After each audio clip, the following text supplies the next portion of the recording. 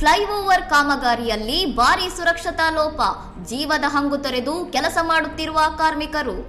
ಚಂಚಲಗೂಡ ಸಂತೋಷನಗರ ಮೇಲ್ಸೇತುವೆ ನಿರ್ಮಾಣದ ವೇಳೆ ಯಾವುದೇ ರಕ್ಷಣಾತ್ಮಕ ಕವಚ ಅಥವಾ ಸುರಕ್ಷತಾ ಜಾಲಗಳಿಲ್ಲದೆ ಭಾರವಾದ ಕಬ್ಬಿಣದ ತೊಲೆಗಳನ್ನು ಎತ್ತುತ್ತಿರುವುದು ಪ್ರಯಾಣಿಕರ ಆತಂಕಕ್ಕೆ ಕಾರಣವಾಗಿದೆ.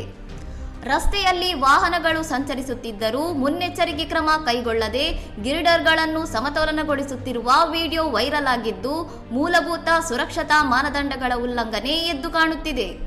ವಸ್ತುಗಳು ಮೇಲೆ ಬಿದ್ದರೆ ಪ್ರಾಣಾಪಾಯ ಸಂಭವಿಸುವ ಭಯದಿಂದ ಸ್ಥಳೀಯರು ಸೈದಾಬಾದ್ ಮಾರ್ಗವನ್ನೇ ತಪ್ಪಿಸುತ್ತಿದ್ದು, ಸುರಕ್ಷತಾ ವ್ಯವಸ್ಥೆ ಮಾಡುವವರೆಗೆ ಕಾಮಗಾರಿ ನಿಲ್ಲಿಸುವಂತೆ ಆಗ್ರಹಿಸಿದ್ದಾರೆ.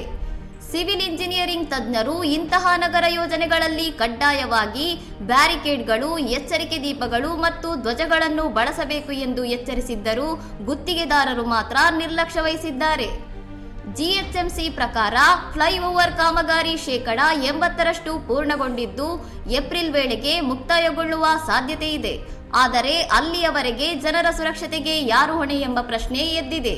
ಇನ್ನಷ್ಟು ಸುದ್ದಿಗಳಿಗಾಗಿ ನೋಡ್ತಾ ಇರಿ ಸೌರಂ ಟಿವಿ.